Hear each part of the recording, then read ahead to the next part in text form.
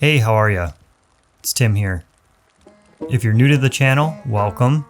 I have a nice long video for you guys out at the mill. It snowed all day there on Saturday when I was out there. It was peaceful, silent, productive. It was just a really good day. I had to start my day by plowing a bunch because we got about, I think, 8 inches of snow. But after that, I get into milling pine and spruce boards that I'm going to use for tongue and groove or shiplap. Haven't decided yet. But anyways, without further ado, here's a full day at the mill. Thanks for stopping by.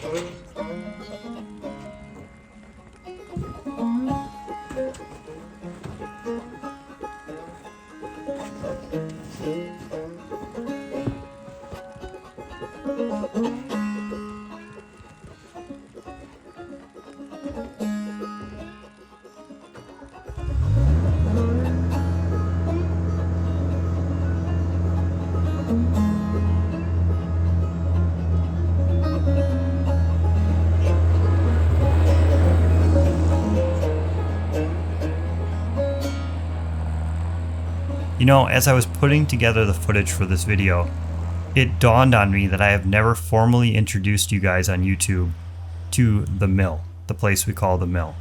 This is not my property. A good friend of mine owns it. I've been extremely lucky to be a recipient of his generosity over the last few years. But believe me when I say this place it's probably my favorite place on earth, honestly. It is absolutely gorgeous out there, as you can see. It's very peaceful, especially when there's fresh snow on the ground. It's just silent until we make a bunch of noise with the mill and stuff. But I am so grateful to JM for allowing us to use this place and for all the memories that we've created. It's usually not this quiet. It's usually full of people. You know, it's a bunch of us usually out there. But on this rare occasion, it was just me. And I had a great day. In future videos, I'm sure you'll see the other guys who are usually at the mill with me, including JM. But for now, welcome to the mill, and a big thank you again to JM for making this all possible.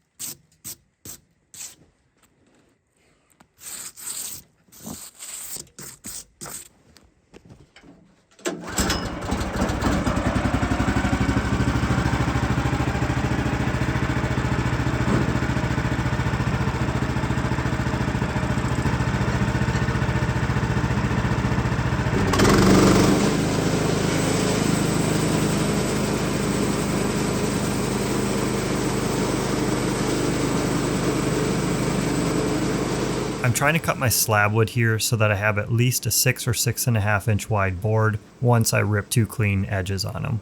With these logs that aren't straight, that have taper or have defects, it's really hard to know how wide that clear face section is going to be until you start making some cuts. So in a lot of these clips, that's what I'm doing. I'm getting rid of a lot of the slab wood that is not usable to me. I'm not too concerned about having a little wane on the edges of the boards either, because especially if it's on one side, I can just put that side down on the finish application or up wherever isn't seen. So I'm allowing roughly a 1/2 inch to 3/4 of wane on each edge as well.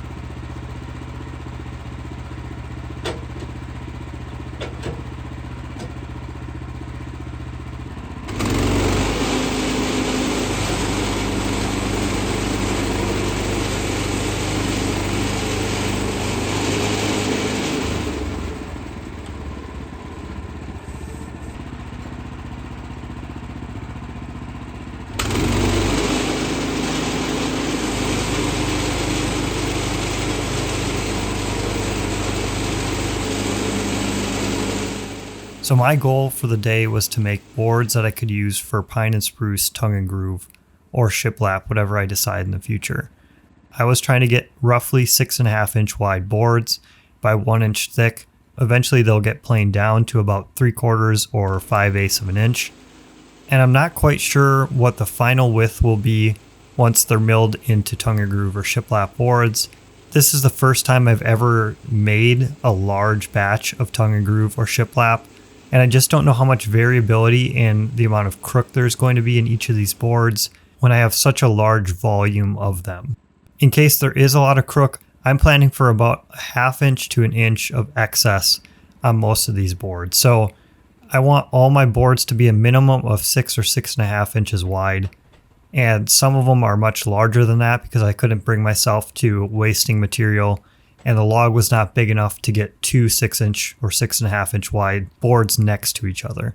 I figured that logs between 10 and 12 inches in diameter were perfect for getting 6.5-inch boards out of them when you factor in the slab wood as you're making a cant. If I get to logs that are about double that diameter, then I can get 2 boards next to each other instead of just the one.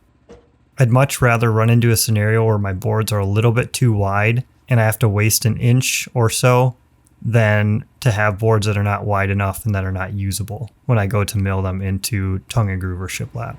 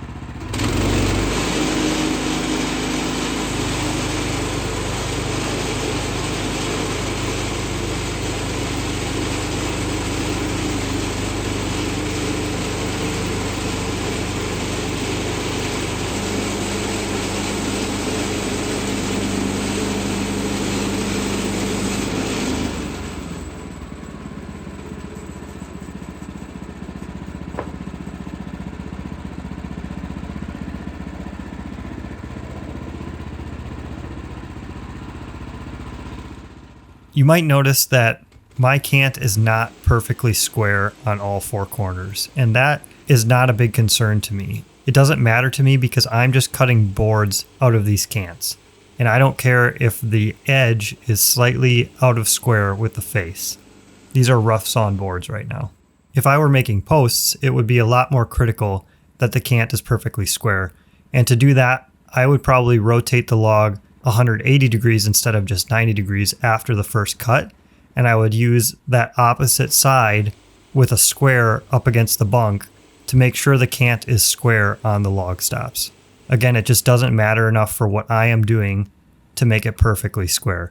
What matters is that the board faces are perfectly parallel to each other, and this process gives me that.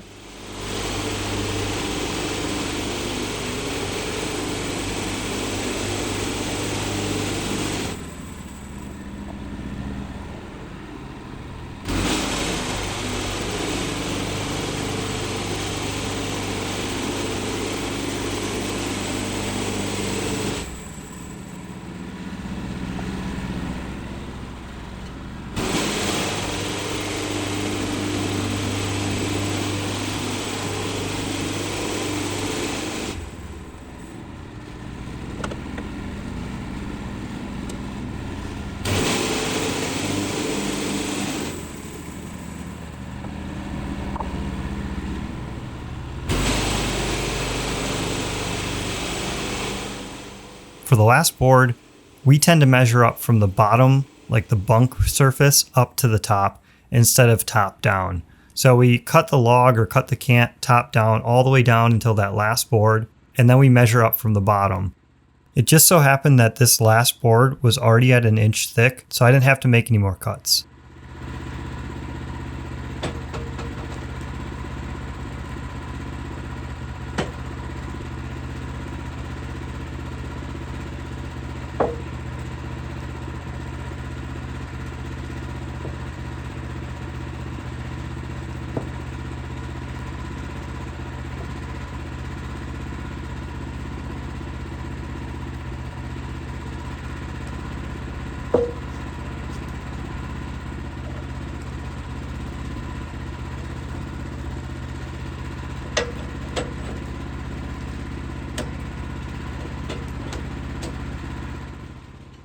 I don't know about you guys, but for me, I really like to just rip straight edges on my slab wood at the mill right away. I just assume that it takes a lot less time when I'm already at the mill in go mode. I can just crank them out really quickly and not even have to worry about it later. Then I'm ready to just stack the wood and no post-processing is needed.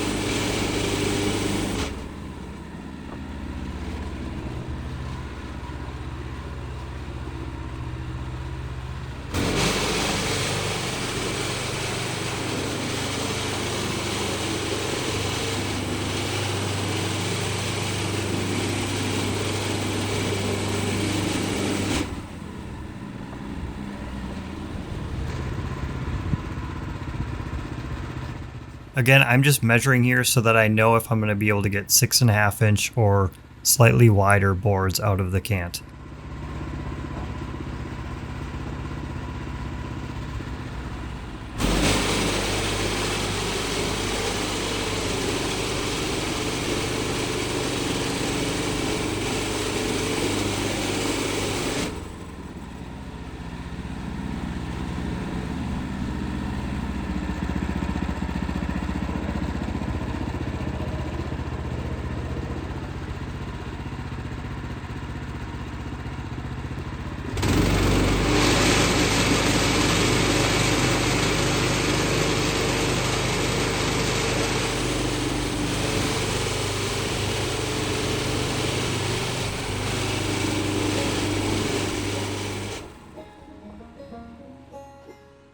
You know, it was really quite unique spending an entire day at the mill alone, because this doesn't happen very frequently. I'm usually one of 3 or 4 guys out there. But as I watch this footage of me working alone, I can feel the happiness that I felt that day. And it wasn't an outwardly apparent happiness, if you couldn't tell by my resting frown face, but a happiness inside that came from having a purpose and making progress on something. That's not to say I wouldn't have loved company, but for whatever reason, I didn't need company that day. I guess my cup was already full. That's not always the case though. Sometimes I'm not happy to work alone. Sometimes I know I'm missing out on the stuff of life when I'm working alone. I know I'm choosing progress and self-fulfillment over connection in those moments. Those are the days that I've been trying to minimize. I know I need both in my life, but I want to have more days working with others, doing stuff together. Because solitude brings me momentary peace, but togetherness brings me a joy that leads to a lasting peace. Anyways, where were we again? Oh yeah, so at this point, the blade popped off the saw. And I'm not quite sure why, because I checked and it was properly positioned and tensioned. But it turns out I was able to slap it back on, reset the height, and it cut just fine.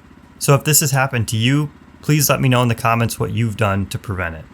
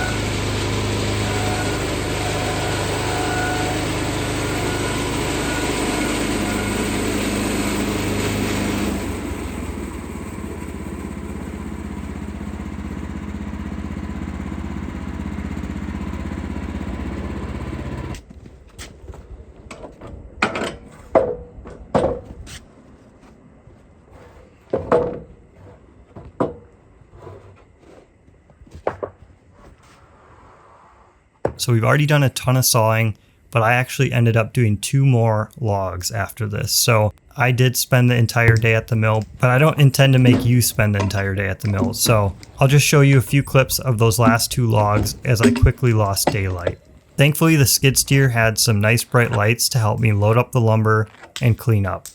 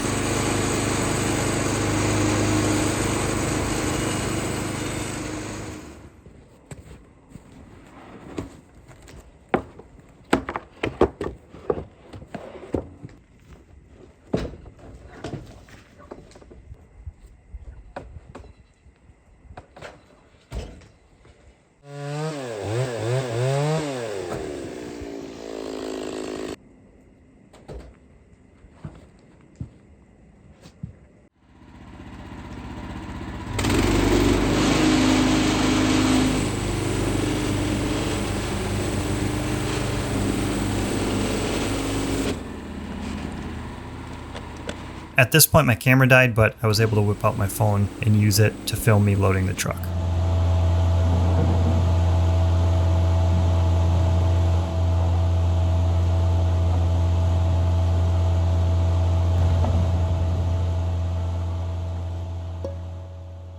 So that's going to do it for this one, guys. I really appreciate you hanging on with me. I know it was a long video, but I hope you guys saw some stuff you enjoyed. If you guys want to see more like this, or you want to see when I post new videos, I would really appreciate it if you liked this video and subscribe to my channel. Thank you guys for watching, and we'll see you on the next one.